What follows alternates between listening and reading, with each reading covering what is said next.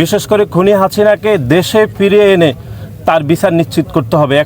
1971 সালে দেশকে স্বাধীন করার জন্য যারা আল্লাহ রক্ত দিয়েছেন, জীবন দিয়েছেন, আল্লাহ আয় আল্লাহ আজকের দিনে রুসুলাই তাদের প্রত্যেকের কবরকে জান্নাতের বাগান বানাইয়া দেন আল্লাহ।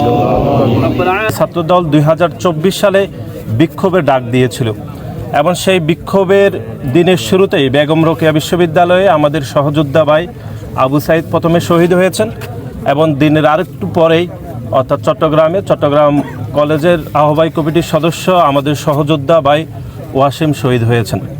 আমরা মনে করি আজকের এই দিনে মোট 6 জন শহীদ হয়েছিলেন। এটি পুরো জুলাই গণঅভ্যুত্থানের একটি মাইল ফলক, যে আমাদেরকে আবু সাইদ এবং ওয়াসিমরাই আমাদেরকে বোধহয় পথ দেখিয়ে দিয়ে গিয়েছিল জুলাই, যে এই জুলাই থেকে আর পিছনে ফেরার কোনো অবকাশ নাই।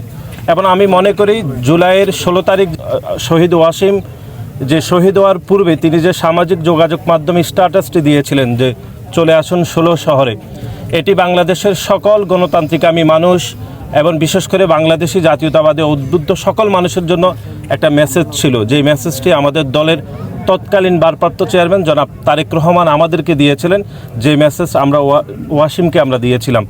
যে প্যাসিবাদ বিরোধী দীর্ঘ যে আন্দোলন গত 17 বছর ধরে আমরা করেছিলাম, তার সফল পরিসমাপ্তি আমরা জুলাই এবং আগস্টে করেছিলাম এবং শহীদ ওয়াসিমের আত্মত্যাগের মাধ্যমে এবং বিশেষ করে 2000-এরও বেশি মানুষ যারা শহীদ হয়েছেন তাদের সকলের আত্মত্যাগের মাধ্যমে সেটির পরিসমাপ্তি ঘটেছে। আমি মনে করি আমাদের সবথেকে বেশি গুরুত্বপূর্ণ হচ্ছে যে 2000-এরও বেশি মানুষ শহীদ হয়েছে, প্রত্যেক খুনের যে বিচার সেটি নিশ্চিত করতে হবে। বিশেষ করে খুনি হাসিনাকে দেশে ফিরিয়ে এনে তার বিচার নিশ্চিত করতে হবে। এখন আমরা দেখছি গণমাধ্যমে যে খুনি হাসিনা দেশে ফিরে আসার জন্য বিভিন্ন রাজনৈতিক বক্তব্য দিচ্ছে।